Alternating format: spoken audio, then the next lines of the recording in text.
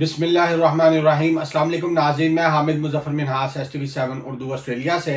नाज़रीन, इमरान खान साहब का रीसेंट पैगाम आ गया है पहलगाम इंसिडेंट के बाद। तो आइए देखते हैं इमरान खान साहब क्या कह रहे हैं अपने इस पैगाम में। पहलगाम वाक़ये में कीमती इंसानी जानों का ज़िया इंतहाई अफसोसनाक और तकलीफ देह है। मैं मुतासरा अफराद और इनके अहले खाना से दिली हमदर्दी और ताज़ियत का इजहार करता हूँ। पुलवामा के फॉल्स फ्लैग ऑपरेशन के बाद भी हमने भारत को मुकम्मल ताउन की पेशकश की थी, लेकिन भारत कोई ठोस सबूत पेश न कर सका। मेरी 2019 में की गई पेशन गोई के मुताबिक एक बार फिर वैसा ही पहलगाम वाक़ये के बाद भी हो रहा है।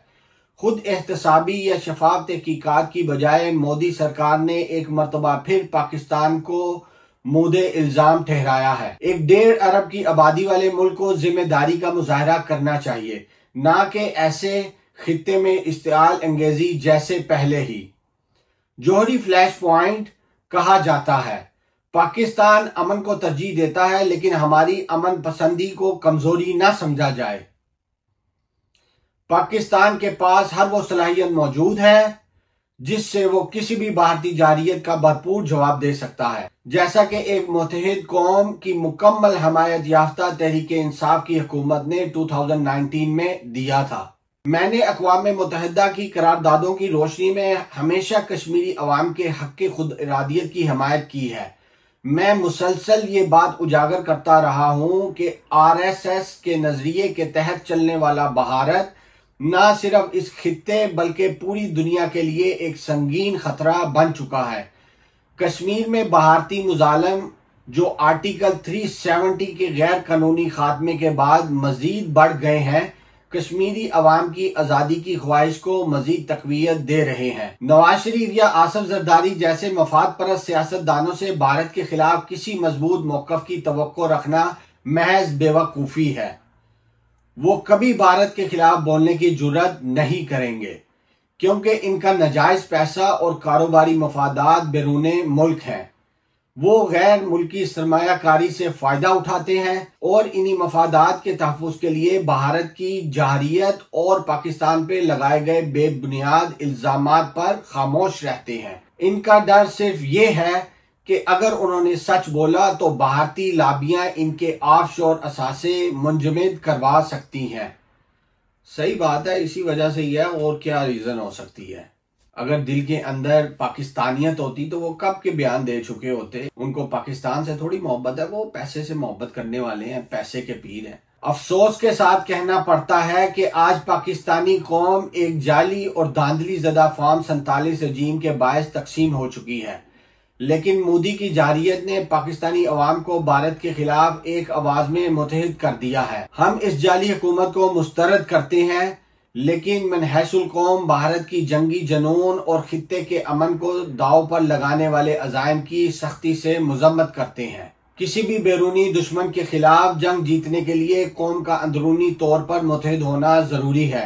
अब वक्त आ गया है इन तमाम इकदामात को रोका जाए जो कौम में मजीद तकसीम पैदा कर रहे हैं। रियासत की तमाम तवानाइयाँ सियासी इंतकाम पर सिर्फ होना इस नाजुक वक्त में कौम की दाखिली यकजहती को कमजोर कर रहा है और बैरूनी खतरात का मुकाबला करने की सलाहियत पर असरअंदाज हो रहा है।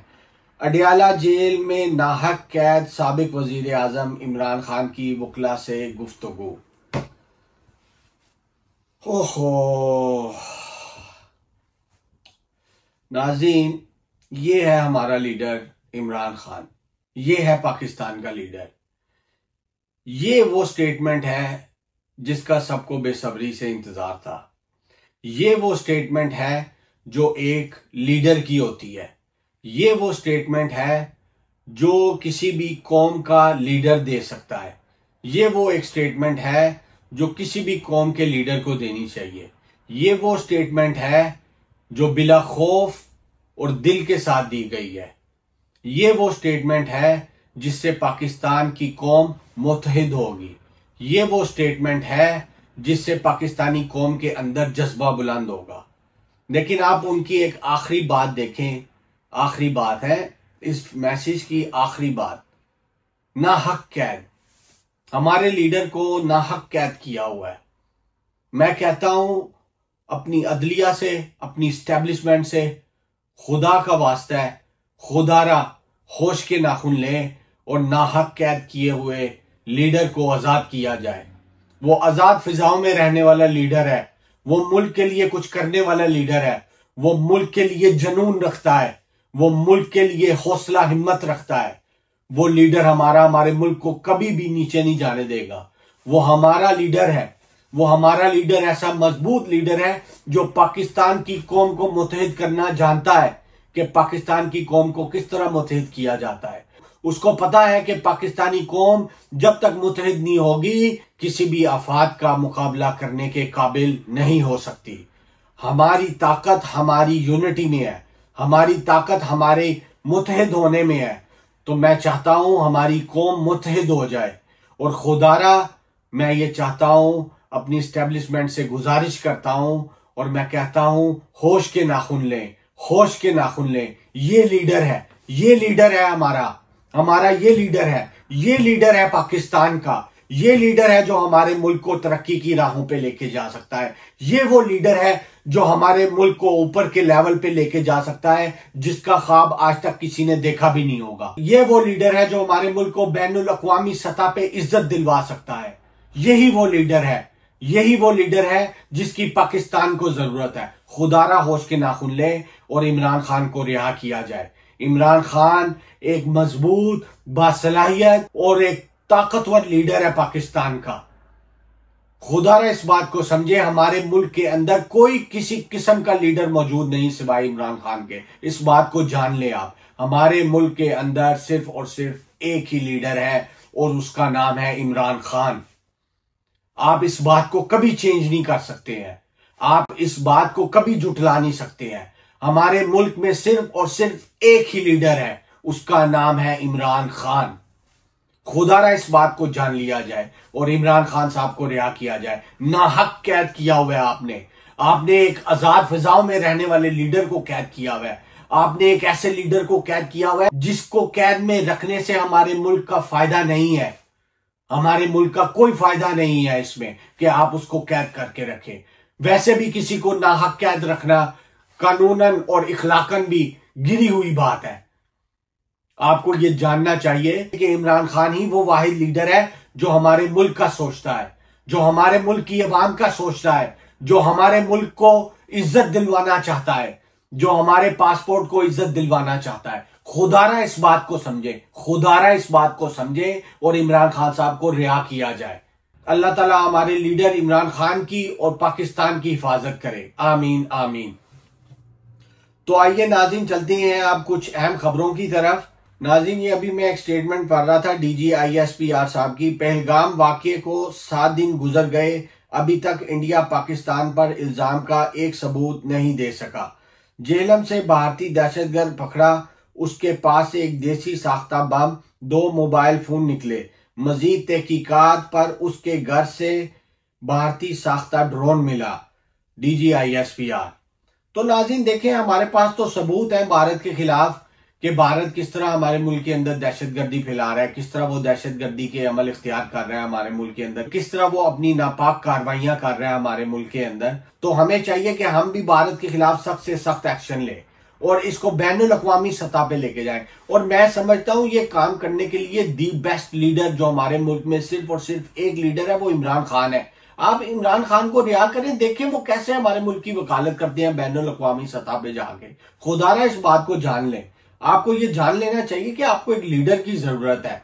वो लीडर हमारे मुल्क में सिर्फ और सिर्फ इमरान खान है और कोई भी नहीं है। अल्लाह ताला उसकी हिफाजत करे। आमीन आमीन।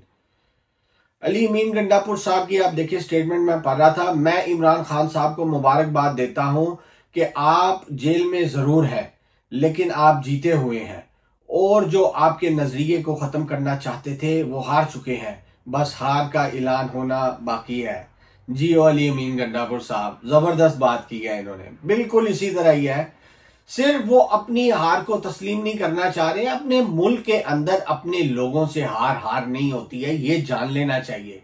अपने मुल्क के अंदर मुल्क की मफादात को देखा जाता है, ना कि हार जीत को देखा जाता है। इमरान खान साहब जो अपनी बात पे अभी तक कायम है वो सिर्फ और सिर्फ मुल्क की मफादात की वजह से, वो सिर्फ और सिर्फ मुल्क का फायदा चाहते हैं, इस वजह से वो जेल काट रहे हैं, इस वजह से वो आज भी अपने पहले मौकफ पे कायम है। जो मौकफ उन्होंने अपनी जमात को तख्लीक करते हुए दिया था वही मौकफ आज भी है। रूल ऑफ लॉ कायम होना चाहिए हमारे मुल्क में। जब तक रूल ऑफ लॉ कायम नहीं होगा हमारा मुल्क कभी भी तरक्की नहीं कर सकता। जिस मुल्क में इंसाफ की रसाई हर तबके के लिए एक जैसी ना हो वो मुल्क कभी भी तरक्की नहीं कर सकता।